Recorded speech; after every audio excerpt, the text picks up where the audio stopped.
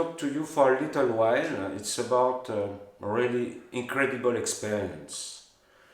And to start with, so first of all, I used to be a fashion photographer traveling all over the world.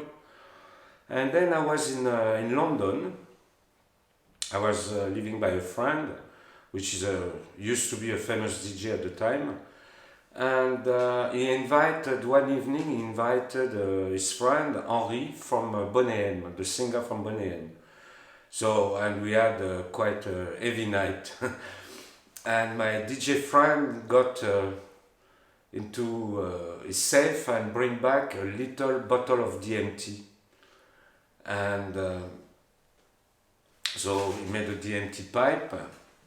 So first of all was my friend Henri. And Henri was like, wrong. And then me. And when I took my puff of DMT, I closed my eyes and I went to the universe. And then I arrived there, was a huge goddess shape, right? And she was graphic, she was like electric blue bands all over, and I never understood why I saw this goddess. Anyway, years later, with my wife we moved to Gozo, a little island in the Mediterranean, to grow up the kids. So the kids grew up in total freedom, running bare feet in the street, playing football and running after lizards and all those kind of things. And then I started painting, because painting has been always my dream. And then I started painting, and somehow I was, let's say, I was influenced by the Maltese goddess.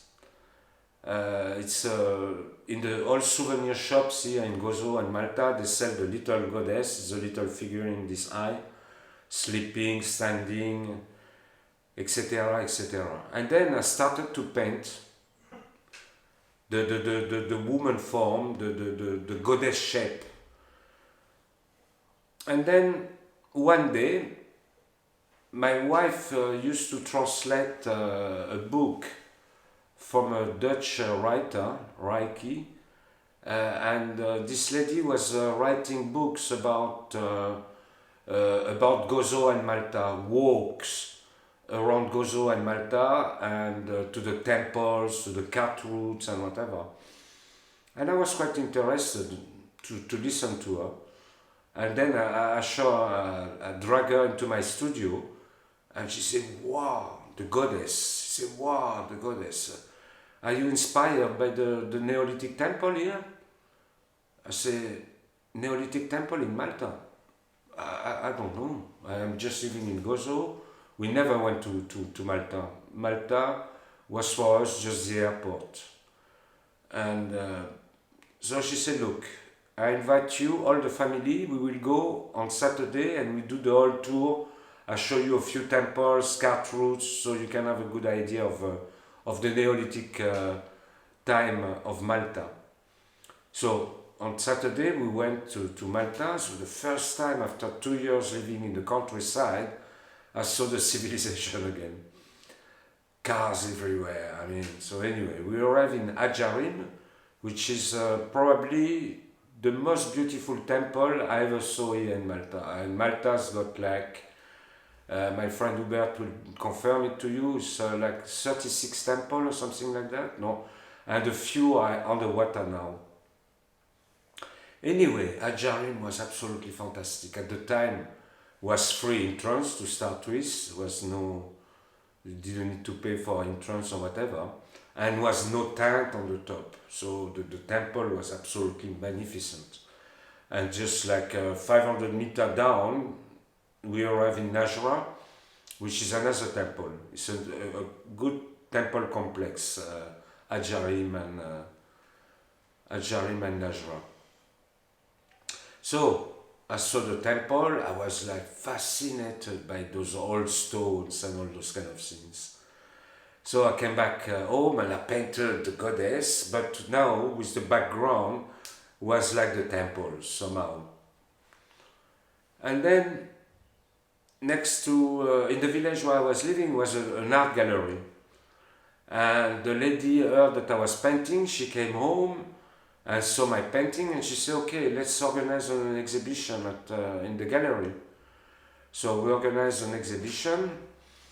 And then I had in Tokyo, when I was living in Tokyo, I used to do exhibition, the first digital photography exhibition. And then I had a producer there, which is a good friend of mine, Thomas.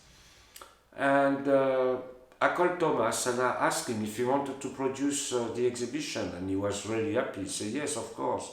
He said, can I come and spend a month at your place? I said, yes, we'll get a room for you. So he had 2 babies and his wife, and they came home. And then I do the exhibition. The opening was fantastic. I mean, the lady had organized a lot of people. It was like 200 people at the opening. So, and then one day, I'm waiting outside because waiting people to come in. It was like it's in a little village at the end of the world. So not many traffic and people are walking there. But so I was waiting most of the time outside in the sun. And then one day, a guy that I used to meet quite often, Patrick, just came and passed and said, oh, you are here? I said, yes, yes, the exhibition. Do you want to have a look? He said, yes, of course. So we go watch the exhibition and he said, wow, the goddess and the temple. He said, I know a temple here. When I was a kid, 7, 9 years old, I used to go with my cousin and my brother. We used to go on bike and run, and we used to go on this temple. And they said, you want to visit it? I said, yes, of course. So I closed the gallery for a couple of hours. And I went with him, so we searched exactly where it was because he didn't remember it. It was like 50 years ago. And in the 50 years was new roads and whatsoever. Anyway, we discovered the temple and it's a stone circle. It's a beautiful stone circle.